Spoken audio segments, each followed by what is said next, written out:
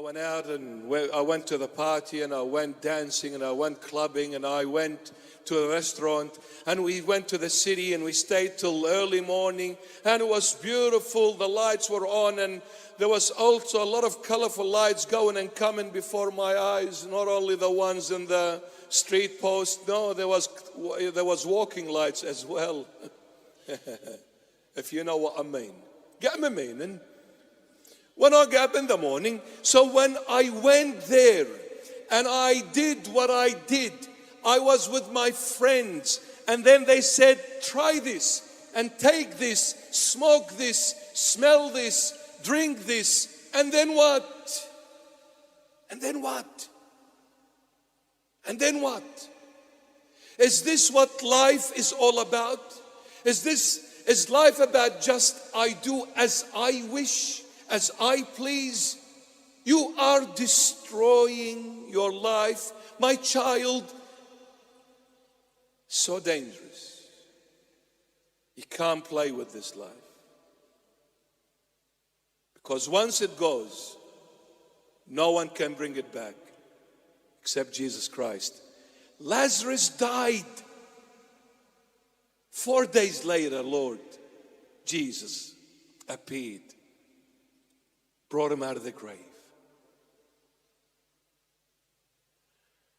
And I'll leave you with this. May the Lord have mercy on all of you.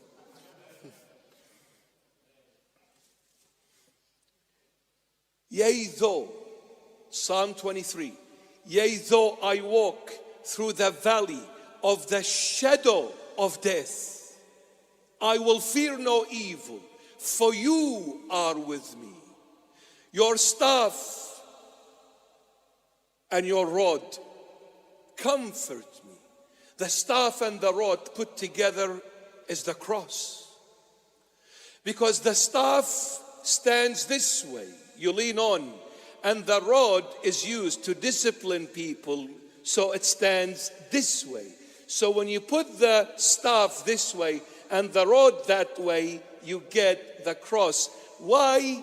I am comforted even though I was walking through the valley of the shadow of death, because you, Lord, are with me. Because Psalm 23 begins with, the Lord is my shepherd. This shepherd is with me even if I am walking through the valley of the shadow of death. Question is, and I'll leave you with it, is there shadow to death? Yes. Psalmist says it. King David says it in 23, Psalm 23. Yea, though I walk through the valley of the shadow of death. Is there shadow to the death? Yes. What is the shadow of death? Hell. So which one is stronger, death or hell? Hell is stronger than death. Hell is much stronger than death. You see, death entered through sin. And when sin entered, sin sentenced me to hell. Because of sin, death entered. And when death entered, that death took me to hell. What King David is saying, when you allow the Lord to be your good shepherd, the good shepherd, when you allow him to be your shepherd, not only if you die, when you die, but even if you go to hell, he will get you out of hell. Because hell is the impossible. Who makes it to hell will never get out of there. It is impossible to come out of hell. Maybe it's possible to come out of the dead, out of death, but it is impossible to come out of hell. King David says, Jesus Christ not only got me out of death, but he got me out of the impossible, which is hell. Choose willingly to walk and strive and walk through the narrow gate. Choose the Lord. When you walk through the narrow gate,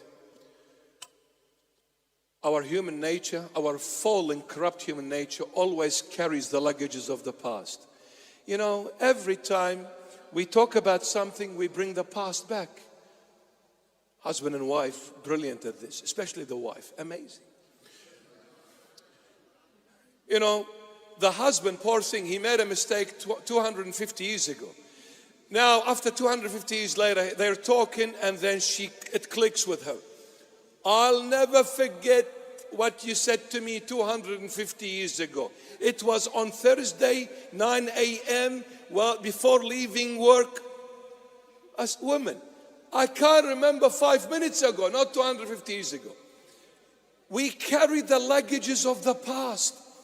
The Lord Jesus says, when you walk through the wider gate allows you, not only you enter, but you enter with your luggages and with all your friends that have destroyed your life. And when you are so preoccupied with your friends and so preoccupied with carrying the luggages of the past, which are weighing heavily on you, you will never have the time for the phone call made by Jesus Christ to you, because the lion is engaged. I'm too busy with people around me, surround me. I'm so busy. This came, that went, this said, that did, this one danced, this one broke my heart. Too busy with people, no time for Jesus Christ. Let go. Come through the narrow door. The narrow door is narrow, meaning it's difficult, but it is good for you. Why? Because when you come to walk through the narrow door, the Lord made sure it fits you and you only. So you come with your luggages, can't fit. You need to drop them off. Wow. I'm standing now straight. I was bent to the ground because I was heavy burdened. The Lord relieved me from all my luggages of the past. I'm standing straight. I had a lot of people with me. Sorry, the door only fit me. Bye-bye, everyone. I walked alone. That's why it's difficult. That's why it's narrow. It's tight, because I walk alone. I wasn't used to being alone. I was surrounded by hundreds of people. Now I'm left alone. But blessed are you when you walk alone. For Jesus Christ himself said, you will all run away and walk away from me, and you will leave me alone. But I am not alone, for my Father is with me. When you walk alone through the gate of Christ, there and there only you will find God. See this holy man, Pope Cyril VI? It was the opening ceremony of the big cathedral in Cairo. The president of Egypt was there, of course, and there was millions of people watching, thousands, delegates from governmental bodies, from church hierarchies. The whole lot were there present on the opening of the cathedral. After the day was over, this Pope Cyril VI, my sweetheart, my saint, he was going back to his eparchy, the place of his residence, and his secretary happened to be a deacon, where he himself said this secret after the Pope had went to paradise. The secretary of the saint said, I was with the Pope in the car, and I was so overwhelmed with joy for this historical day. It was incredible. And I was speaking with joy, leaping over joy, with joy. And I turned to the Pope and I saw his face so sad, so miserable. And I said, Pope, why? If anyone needs to be joyous and happy is you. Look what you've done, Pope. This has gone into history. He said, my son, you don't understand. He said, what do you mean, Pope? He said, my son, when I was in that windmill in the heart of the desert, I was by myself. I saw no people, but I saw God. But in this cathedral, yes, you're right, I saw plenty of people and very high delegates, presidents and leaders. I saw people, but I didn't see God. 1 hour of the windmill, I would not replace it for all the glory of what you're talking about. Because it is only glorious, it is only joyous when you see God, not people. When you are with God, not with people. Because people today, they love you, tomorrow they will deny you. It is God, your holy companion, the never failing friendship, the always faithful friend. How many people you trusted and they let you down? Christ never lets you down. And that windmill, I was seeing God. But on this historical day, as you say, plenty of people I saw, but I didn't see God. That's why I'm sad. That's what you call a saint.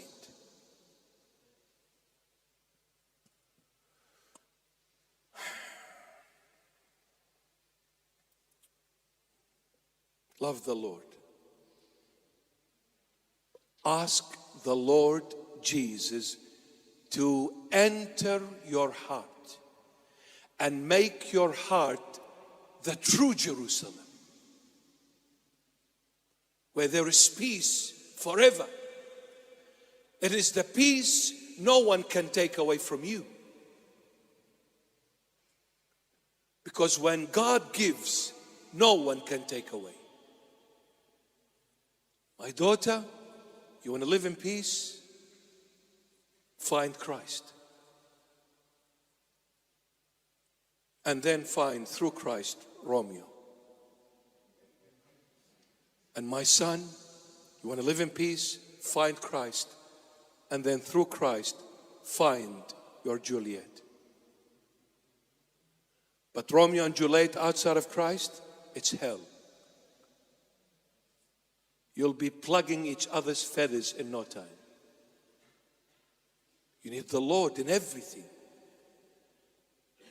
I'm a bishop.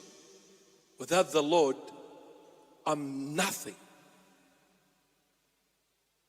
I'm nothing. This is the truth. I'm good for nothing. In fact, I'm poisonous without the Lord. I'm ugly. I'm unbearable. I'm horrible. But when the Lord speaks through this piece of wreck, people see someone different. It's not me, it's the Lord. Church leaders need to focus on Christ, and they need to put Christ first for people, for the flock to see Christ, not the leaders. Not the leaders. They need to give Christ to the flock, not themselves. In order for the flock to live, they need to have the encounter with Jesus Christ, not with me. I'll take you to hell if you follow me. But if I'm following Jesus and you follow me, then all of us will go to heaven. Because it is the good shepherd who leads me to green pastures and still waters, not me. It is the good shepherd whom I care not even if I walk through the valley of the shadow of death. It is the good shepherd that is with me, and I shall not want anything anymore. Because in him I find all my need. He is my utopian world, the perfect world. Let's bow our heads.